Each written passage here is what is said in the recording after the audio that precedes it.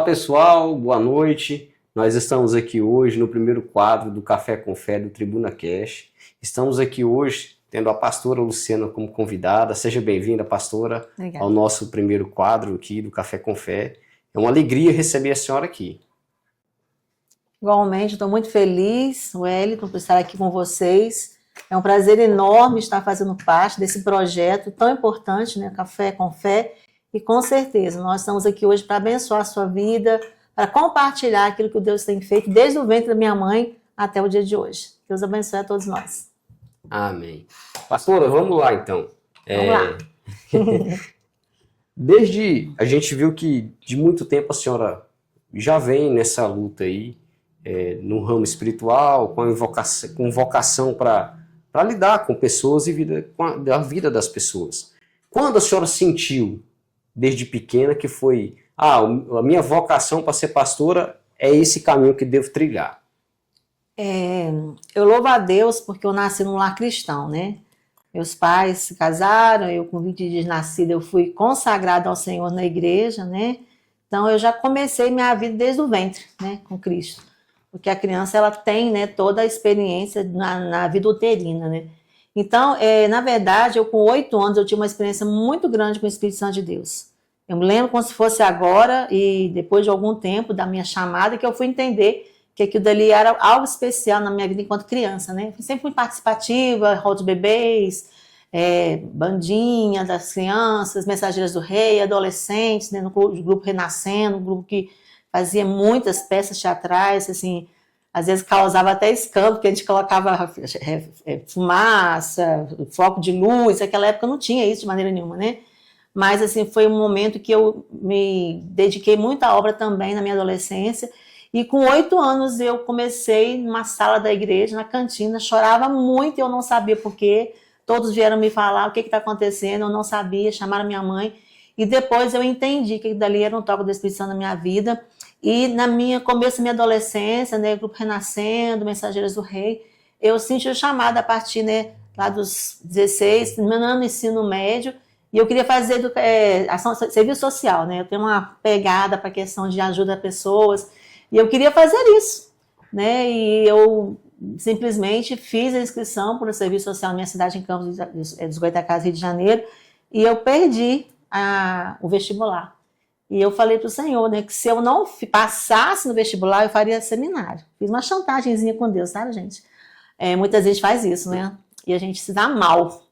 E eu simplesmente, eu fui para a praia com um casal de amigos meus, né? Tava lá longe e anteciparam, não sei como, o vestibular. E aí meu homem falou assim: Lu, o vestibular foi ontem. Vamos embora para Campos. Não adianta mais. Eu já entendi o que Deus quer comigo. E eu fui para o seminário, né? Fui para o seminário com 17 para 18 anos. Foram 5 anos de seminário, né? Já são 4. E nesse meio, né, na minha chamada, a gente entra no seminário assim, Senhor, né? Muito nova. Eu era uma menina. E o que eu vou fazer? E no meio do seminário tinha um estágio. E eu ia para Ubatuba, São Paulo, 76 praias, né? Lá do Rio de Janeiro. Então, 76 praias de São Paulo ia ser muito bom. Um amigo que tinha terminado o seminário me conhecia lá dentro, né? Via, né, a minha dinâmica e tal. E tudo certo, só para marcar o dia e a hora para chegar em Ubatuba. Agora, uma coisa que eu fico pensando assim, porque religião é algo que famílias da gente, cada um segue muito uma linhagem, outro segue outra. E quando a senhora tomou essa decisão lá atrás de ser pastora, ter uma vocação na igreja evangélica, houve algum tipo de preconceito? Porque a senhora é a caçula. Sou de 3 homens, né, mais velhos. Depois do último, depois de 6 anos eu nasci. E eu fui a filha do primeiro, né, a minha gestação. Meu pai queria uma menina. Então eu fui a caçula de todos os 4 filhos e fui a menina, né? E houve alguma perseguição, não, assim, de alguém? Não, todo mundo te abraçou não. Com essa? Eu falo até com a emoção, né? Que o meu primeiro chamado foi num congresso, num ginásio lá em Campos, Batistão. E eu e meu pai estávamos lá no final da arquibancada. Eu fui com meu pai. Meu pai sempre foi muito meu amigo. Nós somos sempre muito companheiros, e minha mãe também. E eu olhei para meu pai, falei assim, pai, eu quero ir lá embaixo me consagrar. Eu estou sentindo o toque do Espírito Santo. E eu me lembro como se fosse hoje. Falei assim, minha filha, isso é uma decisão muito séria. Você não pode voltar atrás. Eu falei assim, eu sei, pai. Eu falei assim, então eu te dou todo apoio. Meu pai foi o primeiro a dar meu apoio. Que bênção, hein? Foi. Meu pai hoje está na glória. Vai fazer 6 anos agora, dia 30 de maio. Mas foi o meu apoiador incondicional. E minha mãe junto. E depois, no outro momento, no outro congresso, Deus me chamou também, né, me confirmando a chamada. E aí foi um processo, né? Eu sempre assim, apesar de ter ido à frente, mas sempre que, não, eu não posso, eu não sou correta, eu tenho problemas, eu sou pecadora. A gente sempre quer que ela coloque na impossibilidade, né? Da nossa impotência. E Deus falou assim, não, eu te chamei, tu és minha, né? Então, eu assumi o desafio com Deus, né, o compromisso com o Senhor, e meus pais me deram total apoio. A minha igreja batista Memorial em Campos também foi, inclusive, quem me sustentou, né, todo o nosso seminário, pagou nossos estudos e sempre foi integralmente, né, apoiadora da minha pessoa. E me recomendou para o seminário, inclusive, né? Seminário Batista, a gente tem que ter recomendação da igreja, da família. Então, eu sempre, graças a Deus, sou muito ativo no louvor, Mensageiros do Rei, juventude, então, né, cultos. Aprendi a tocar violão com 10 anos, já tocava nos cultos, nas casas, né? Então, foi assim, um processo muito amadurecido e que eu não sabia, né, o que ia ser. O que seria Luciana? Meus pais também não, mas Deus, pela misericórdia dele, estou aqui. A gente vê a pastora contar aqui, pessoal, e vê ela se emocionar da forma que ela fala. E realmente é muito contagiante, a gente sente a emoção que a senhora transmite. E esse quadro é um quadro sensacional, o Café com Fé é algo que a gente vamos trazer para vocês a história da vida desses guerreiros de Deus. Pessoas que vêm fazendo a diferença na vida das pessoas, que por trás de tudo isso é uma pessoa também. É uma pessoa. É uma pessoa também. Pastora, dentro desses 35 anos de ministério que a senhora tem nessa luta, né? Qual foi, assim, a senhora falasse, o momento mais desafiador que a senhora passou? Foi assim, com 35 anos de ministério, esse momento aqui foi um momento que eu separo ali, que foi algo que realmente eu travei uma batalha e Deus me deu a vitória. Qual foi o momento mais desafiador que a senhora separa? O primeiro foi sair de casa. Eu nunca saí de casa, né? Sempre fui assim, muito dentro do meu próprio, né, convívio familiar, meus programas sempre foram na igreja, retiros, então nunca tive assim, congressos fora com a igreja. Então, meu primeiro desafio foi deixar meus pais, minha igreja de origem, mas principalmente minha família. E eu digo para você, Wellington, né, e todos os nossos queridos ouvintes, que cada ministério é um desafio. Sim. Então, quando eu estava lendo um livro certa vez, que eu estava passando por uma prova muito grande em São Miguel do Araguaia, e eu falei assim, não vou ler mais esse livro. Joguei o livro assim, não quero mais saber desse livro. Por quê? Porque a frase diz o seguinte, que tudo que você está passando está te preparando para coisas piores. Falei assim, Senhor, tem misericórdia de mim, eu não dou conta, Senhor, eu não dou conta. Então, se eu for dizer assim, que o que foi mais difícil, algumas perdas que eu tive em alguns ministérios, né? Então, a gente quando tem perdas de jovens, é muito difícil. A igreja se abala, né? Como foi lá em Crixás, nós tivemos a perda de um jovem muito querido da igreja. Então, a igreja quase que parou 1 ano, né, por causa disso. Então, tem muitos eventos que acontecem, né, que a gente, né, tem entraves, né? Outros ministérios que o próprio lugar era um lugar assim, o templo onde estava a igreja, era uma igreja travada espiritualmente, né? Porque aquele lugar, no começo daquela cidade, era um lugar bem complicado espiritualmente e que realmente trazia um peso muito grande espiritual.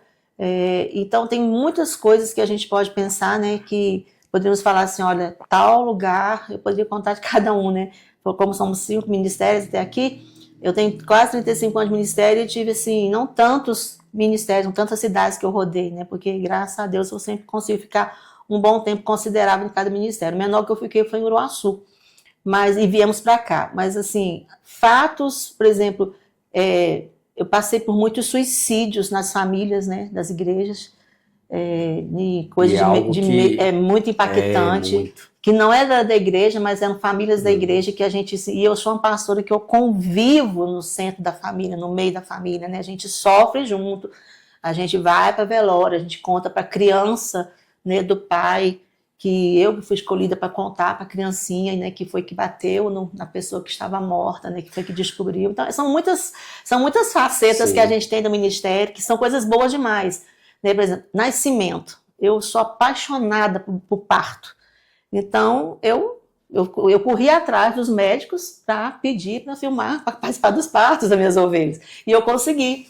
Comecei lá em São Miguel do Araguaia, essa façanha, né? Eu filmava, eu fotografava. A senhora falando de São Miguel do Araguaia, pastora, o pessoal aí, algumas pessoas mais conhecidas sabem que eu sou natural de São Miguel do Araguaia. Sério? E eu, minha mãe e meu pai, que é o pastor Reinaldo, mas a pastora Rosângela, somos naturais de lá. Que legal. Já temos 10 anos, 8 anos que estamos aqui em Silvânia.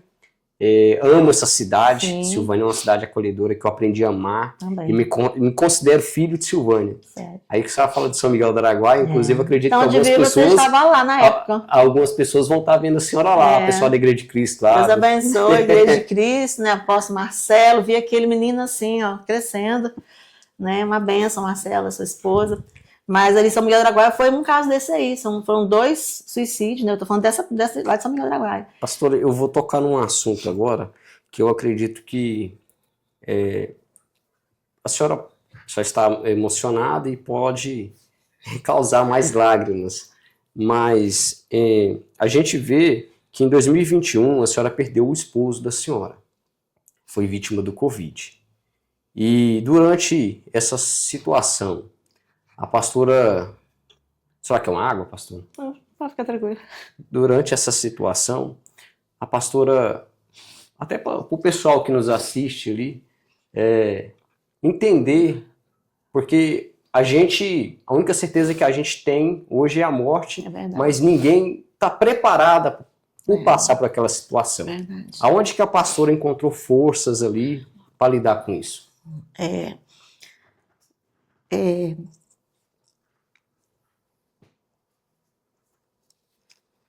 No seu tempo, pastora, pode ficar tranquilo. O meu encontro com Edmilson foi muito especial. Né? Eu já tinha 39 anos, eu não achava que eu ia mais me casar, eu estava tranquila, né? Eu sempre fui muito tranquila nisso. E eu fui pregar na igreja dele quando eu estava em férias lá em Campos, minha cidade. E, né, resumidamente, deu um casamento, mas depois de 11 meses de namoro, né, por celular. Nós só encontramos uma vez, em julho fui lá, nós oramos durante esse tempo, né, por telefone, leitura da Bíblia, jejum e oração. E em julho nós ficamos noivos, lá com a minha família e amigos. 19 de dezembro de 2009, nós fizemos nossa despedida entre amigos lá em Crixás, que eu morava lá, meus pais vieram, né, deu 300 pessoas, veio gente assim do norte goiano, tudo quanto era banda, né, que a gente trabalhava com trabalho missionário no norte goiano, né, como pastora, então a gente tem muita amizade, e dia 10 de janeiro de 2010 nós casamos. Então, Edmilson, contar assim do Edmilson, né,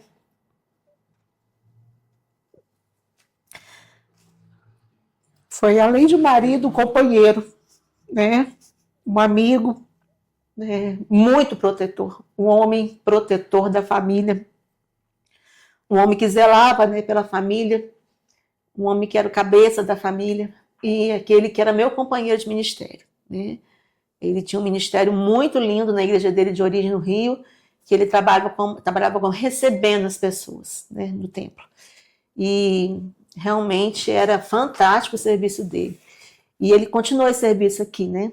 Então, ele era aqui também professor de BD, escola dominical, trabalhava como diretor de patrimônio, e era um pai por excelência.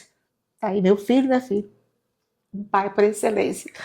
Um pai que, eu até brincava com ele, né? Que ele até estragava o filho, de tanto que amava, de tanto que realmente protegia, que cuidava. que realmente, né, foi um pai por excelência. Então, a perda, qualquer perda é difícil, né, gente? É muito difícil. Mas existem circunstâncias que elas são mais difíceis ainda, né? E da forma como Edmilson se foi, a gente sabe que Deus tem um propósito para todas as coisas.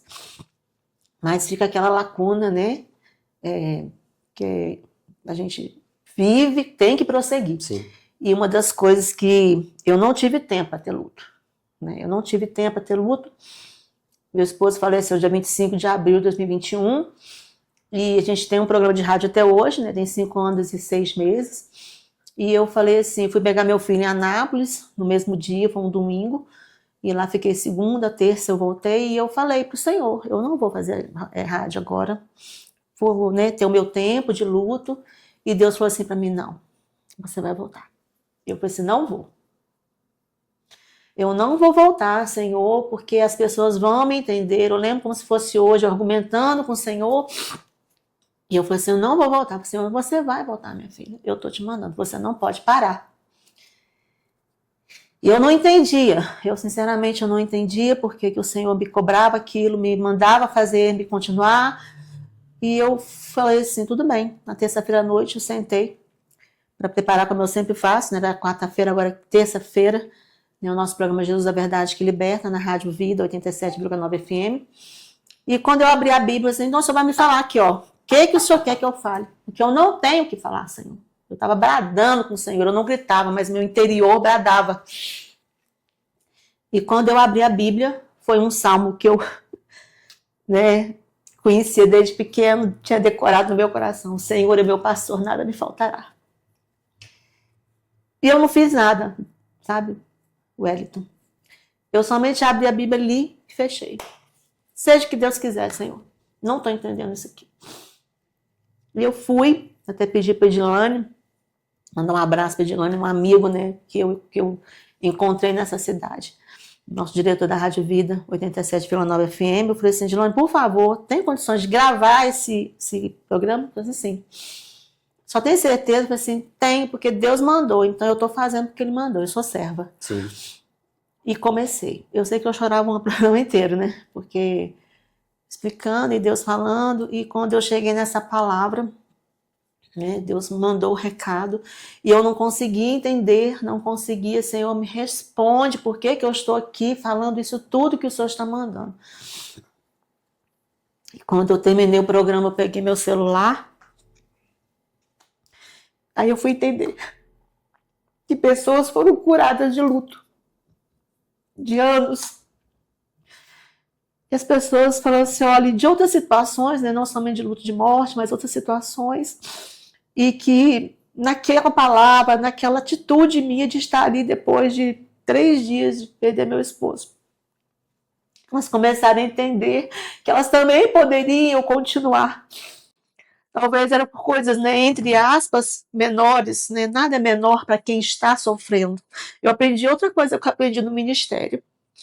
O que é para você pouco pode ser não ser para mim. O que é muito pouco para você pode ser o mundo inteiro. Então a gente tem que respeitar os sentimentos das pessoas. A gente continua até hoje respeitando, tendo que aprender sobre isso, né? Então, foi assim, uma forma que Deus me falou para eu não parar. E eu não parei. Eu não parei nem um dia depois que meu esposo faleceu. Porque também depois veio, né? E depois de um mês depois, né? Veio também todo um acompanhamento do meu filho Ezequiel, que hoje tem 12 anos, mas, né, veio diagnósticos que eu precisei correr atrás, né? Então, naquele ano foi um turbilhão de coisas que aconteceram, né? Então, e até hoje, mas foi tudo ao mesmo tempo sendo despejado sobre os meus ombros. E eu não tinha quem me ajudar. A não ser os meus amigos que foram me acompanhando 2 idas para Brasília, né? Que eu não tinha condições emocionais de dirigir. Então foi assim, um tempo de ver quem realmente estava ao meu lado para me capacitar, para me ajudar. Pastora, esse quadro, o Café com Fé, é um quadro que vai edificar a vida da maioria das pessoas que vão assistir, que estão assistindo, vendo a gente aqui. E tem pessoas que não têm esse discernimento, mas quem tem uma vida na luta espiritual com a senhora sabe, e a gente tem um pouco de conhecimento também entende. Porque entre o mundo material existe o mundo espiritual. E aí vai minha última pergunta para a senhora, porque o nosso prazo é curto, mas eu quero deixar essa pergunta como se fosse a última pergunta. Depois dessa pergunta vem as considerações finais da pastora. Pastora, durante essa caminhada todinha de vida espiritual, trabalhando com pessoas, houve um momento 100% espiritual, onde a senhora teve uma visão ou teve um trabalho de libertação com a possessão de algum espírito maligno? A senhora pode relatar para nós? Nós tivemos vários, né? Crixás foi... Eu queria que a senhora relatasse assim, que esse foi o marcante. Tá. Tem de São Miguel, tem de Crixás, tem de Juruaçu. Juruaçu foi o último, né? O Juruaçu foi muito interessante porque essa pessoa estava passando por uma rua que eu não passava de carro sozinho. E eu vi que era uma ladeira que ele estava subindo, um senhor de bicicleta, e ele caiu. Ele estava, né, completamente alcoolizado. E eu parei o carro para não constrangê-lo, mas para ver o que ia acontecer. E todas as carnes que ele tinha comprado, era no final de semana, era um sábado à tarde, de manhã, aliás, final de manhã, e ele caiu tudo. Eu falei assim, esse homem saiu do trabalho, deve ter recebido, foi comprar a comprinha de casa, né? E ele subiu de bicicleta a pé e deixou as coisas lá. Eu falei assim, Senhor, me dá o discernimento. Eu fui, peguei as coisas, coloquei dentro do meu carro, subi, dei a volta, subi, fui lá naquela vendinha que tá pegando as sacolinhas. E eu perguntei, falei, eu peguei pro senhor, o senhor deve ter deixado cair. Eu não falei nada, né, diretamente o que tinha acontecido. Ai, muito obrigado. Falei assim, posso levar o senhor em casa? Falei assim, não, obrigada, bora aqui perto. E eu corri atrás dele, fui atrás dele acompanhando. Esperei ele entrar e bate palma. E a esposa abriu aquela babinelazinha assim. Eu pensei, posso falar com a senhora? Eu expliquei, né, o que tinha acontecido e que eu queria, se fosse possível, no outro dia, no domingo, voltar para visitar aquela família. Eu falei assim, por favor, faz isso. Nós estamos precisando muito. Resumo da ópera, né? Cheguei em casa, meu marido, muito protetor, falou assim, como é que você faz uma coisa dessas, né? Eu falei assim, meu filho, mas foi o Espírito de Deus que me mandou. Eu não, foi maior do que eu, você sabe, me conhece porque eu sou. Eu amo pessoas, eu quero servir, quero ajudar. Eu falei assim, tá bom, minha filha, nós vamos lá. Nós somos domingo. E começamos a fazer um trabalho com ele. Mas, depois de um mês e pouco, quando nós, uma semana antes, toda semana tinha lá, eu já vi que ele estava diferente. E quando nós chegamos, ele não estava em casa, a irmã falou assim, ele não chegou ainda, e ele voltou a beber. Eu olhei pro meu esposo, né, Ezequiel era bem pequenininho, e daqui a pouco ele chegou, sem bicicleta, todo arranhado, completamente bêbado. E aí, nesse momento, eu falei assim, irmão, infelizmente nós não vamos ter condições de fazer o estudo bíblico hoje, né, o senhor vai ficar melhor, vai, né, ficar tranquilo, nós só vamos orar e vamos embora, vamos agradecer a Deus pela sua vida. Orou. Quando eu abri a boca, o inimigo se manifestou. E eu já tinha tido essas outras situações, né? E foi assim, na mesma hora a gente tem conhecimento de questão de libertação, eu pedi para a irmã imediatamente tirar Ezequiel da sala. Eu não sei se vocês sabem, criança não pode estar no ambiente de libertação. Porque se o inimigo, né, o demônio de entrar nessa criança é muito complicado. Sair e os traumas que ficam dessa criança. Então, vá o mais longe possível que você puder. E foi assim. E nós começamos, e Deus falava no meu ouvido. Né? Eu e meu esposo começamos a orar, impondo as mãos, e Deus falava qual o demônio que ele tinha que sair. Então, eu falava, se era da prostituição, que fosse. Chegou um momento, e assim, um por um foi saindo, e chegou um momento que ele falou assim, ele cuspia em mim e no meu esposo. Mas, em mim, para mim, ele falou assim, eu te odeio e vou te matar. E aí eu bradei em alto e bom som, você não vai matar, você não vai me tocar, porque quem está em mim é o Jesus Cristo, o Jesus de Nazaré, e em mim você não toca, só quem pode me tirar desse mundo é o meu Deus. E aí ele caiu por terra, e sai em nome de Jesus. E ali houve a libertação? Não, foram mais ou menos mais de 7. Vixe. E o último, no mesmo dia, na mesma hora. Saía e vinha outro, saía e vinha outro. Você sentia que ia sair. E no último, eu falei assim, você precisa... ele comeu, eu falei com meu esposo, ele comeu alguma coisa. e ele precisa vomitar. Nós começamos a clamar para que ele viesse a vomitar, né, aquilo que foi comido, amaldiçoado. E ele fazia ânsia de vômito, mas não conseguia vomitar. E aí Deus falou assim, para. E nós paramos, o Senhor falou para parar. Então ele não vomitou. Então nós encerramos, oramos, ele, pastor, não sei o quê, né, meio desnorteado, a irmã voltou, despedimos. E eu, na caminho de casa, eu falei assim, meu filho, não houve a libertação completa. Eu falei assim, eu sei. E nós vamos continuar orando. Quando terminou a semana, a irmã, fui lá conversar com a irmã, podem ter certeza que Deus, ele não faz a obra completa em sua vida, meu querido, minha querida. Ele não faz. Nada que Deus faz é incompleto. Não foi naquela hora. Mas Deus provou além do que nós podíamos pedir ou pensar, imaginar. Aquela irmã tinha o costume de fazer sabão de soda, que é muito comum, né, no goiano, né? Sim. E com álcool. E um dia ele chegou de serviço, quando ele chegou, encontrou o cheiro de álcool e da soda, ele começou a vomitar. Ele começou a vomitar, ele vomitou por muitos dias, aquela coisa, uma cor meio escura, né? E ele começou a vomitar, e ele não podia mais sentir o cheiro de álcool. De álcool. E ali ele sofreu o processo de libertação. Que interessante. Né? Então foi assim uma satisfação muito grande, né, que a gente tem, né, de saber que essa pessoa, Deus trabalhou, né, e entre os outros também, que foram vários demônios, né, na minha juventude a gente subiu o Morro do Botafogo, quem conhece, né, o Rio de Janeiro, o Morro do Botafogo é barra pesada, e na época de seminário nós fizemos trabalhar, nós também com uma pessoa, né, uma senhora que estava, né, à margem da sociedade também, foi bem, batalha muito grande, e outras pessoas em Crixás, mas com Cristo, né, nós somos mais que vencedores, não somos nós que fazemos a obra, né, quando a gente invoca o nome do Senhor, as cadeias caem por terra e o inimigo tem que sair, bater em retirada, né, mas são muitas experiências que a gente tem com Deus, né. Pastora, as suas considerações finais para o pessoal que está nos assistindo? Eu quero agradecer a você, né, o Wellington, a todos que estão aqui conosco, e foi um prazer muito grande estar aqui nesse podcast, Café com Fé, e agradecer especialmente a Deus e a minha igreja, que hoje estou aqui em Silvânia, Igreja Batista em Silvânia, minha querida, amada igreja, minhas ovelhas, que Deus abençoe vocês poderosamente, e um abraço para todos de Silvânia, estado de Goiás, Brasil e mundo. Amém. Pessoal, esse foi o nosso primeiro quadro do Café com Fé, e até a próxima.